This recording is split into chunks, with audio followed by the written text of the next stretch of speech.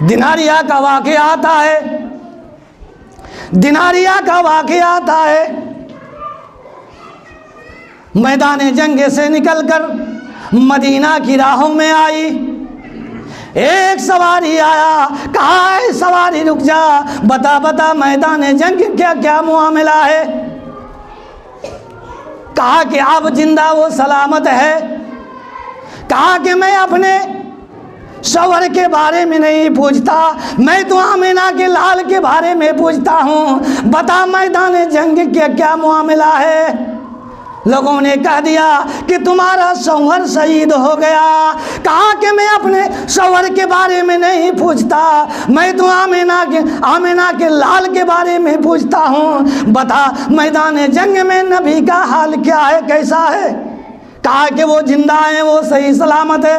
پھر دوسرا سواری آیا، کہا اے سواری رک جا، بتا میدان جنگ کیا معاملہ ہے، میدان جنگ کیا کیا خبر ہے؟ کہا کہ تمہارا بھائی شہید ہو گیا۔ انہوں نے اپنے کوئی غم نہ کیا، کوئی افسوس نہ کیا، اور کہنے لگی میں اپنے شوہر کے بارے میں نہیں پوچھتا، میں اپنے بھائی کے بارے میں نہیں پوچھتا، میں تو آمینہ کے لال کے بارے میں پوچھتا ہوں کہ وہ کیسے ہیں۔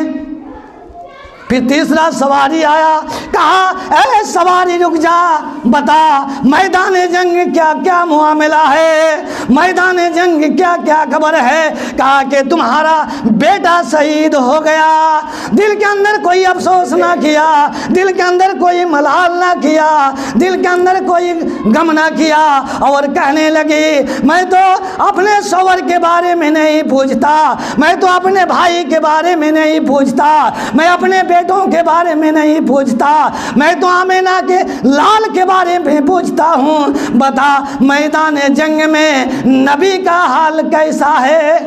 نہ شوہر کا، نہ بیٹوں کا، نہ بھائی کا خیال آیا، نہ شوہر کا، نہ بیٹوں کا، نہ بھائی کا خیال آیا، رسول اللہ کیسے ہیں یہی لب پر سوال آیا۔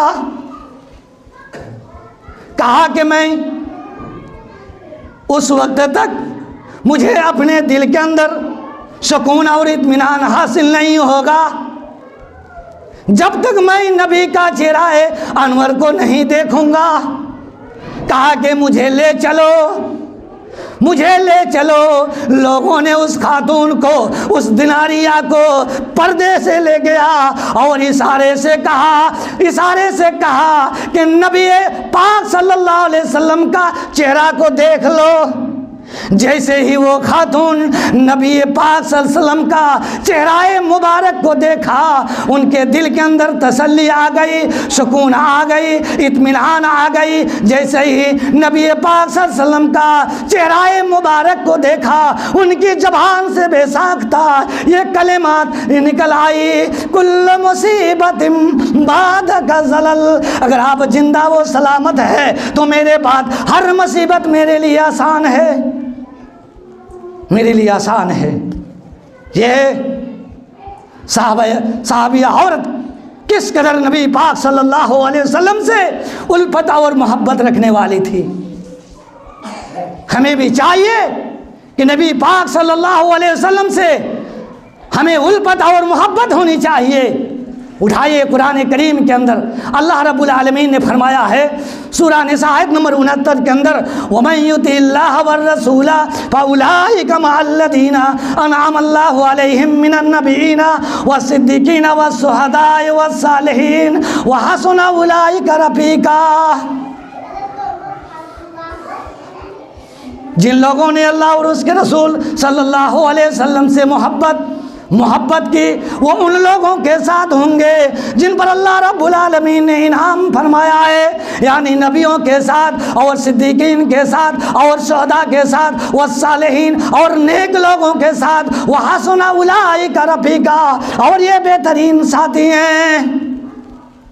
اس آیت کریمہ کا شان نزول یہ ہے کہ ایک صحابی آتے ہیں اور عرض کرتے ہیں کہ اللہ کے رسول صلی اللہ علیہ وسلم، میں اپنی جان اور اپنے بال بچوں سے زیادہ میں آپ سے محبت رکھتا ہوں، میں آپ سے محبت کرتا ہوں، اور جب میں اپنے بال بچوں کے ساتھ ہوتا ہوں، اپنے بال بچوں کے ساتھ ہوتا ہوں، اور جب آپ کی یاد آ جاتی ہے تو میں اپنے بال بچوں کو چھوڑ چھاڑ کر کے میں دوڑتا ہوا آتا ہوں، آپ کو دیکھ کر میرے دل کے اندر تسلی آ جاتی ہے، سکون آ جاتی ہے، میں اطمینان میں آ جاتا ہوں، مجھے دل کے اندر قرار آ جاتا ہے۔ اور جب میں یاد کرتا ہوں آپ تو جنت میں بڑے بڑے درجات میں ہوں گے، آپ تو جنت کے اندر بڑے بڑے مکانات، جنت میں آپ تو بڑے بڑے درجات میں ہوں گے، اگر میں جنت میں بھی چلا جاؤں گا نہ تو میں آپ تک پہنچ سکوں گا۔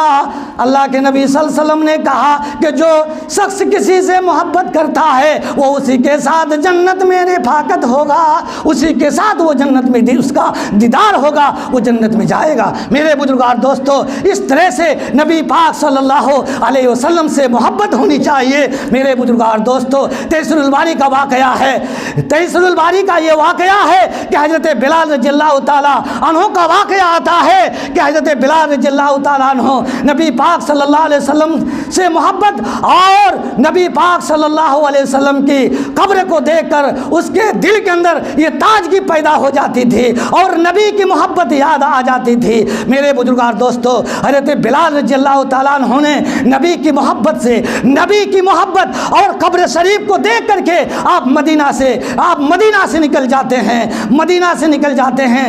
چند مہینوں کے بعد، کچھ مہینوں کے بعد پھر سرزمین مدینے کے اندر آتے ہیں۔ مدینہ کے انصاروں نے حضرت بلال رضی اللہ تعالیٰ عنہ کو اصرار کرتے ہیں، کہتے ہیں اے بلال اذان پکارو، اے بلال اذان پکارو۔ حضرت بلال رضی اللہ تعالیٰ عنہ نے کھڑے ہو کر کے مسجد مدینہ کے اندر کھڑے ہو کر کے اذان پکارنے لگے، اشہد ان محمد رسول اللہ۔ یہ کلمات کہتے کہتے آپ نبی کی محبت یاد آ جاتی، اور نبی کی محبت یاد آ جاتی، اور آپ بے ہوش ہو کر کے گر پڑتے ہیں، بے ہوش ہو کر کے گر پڑتے ہیں۔ میرے بزرگار دوستو، آپ دیکھ رہے ہوں گے کہ کس قدر حضرت بلال رضی اللہ تعالیٰ عنہ آپ صلی اللہ علیہ وسلم سے محبت رکھنے والے تھے۔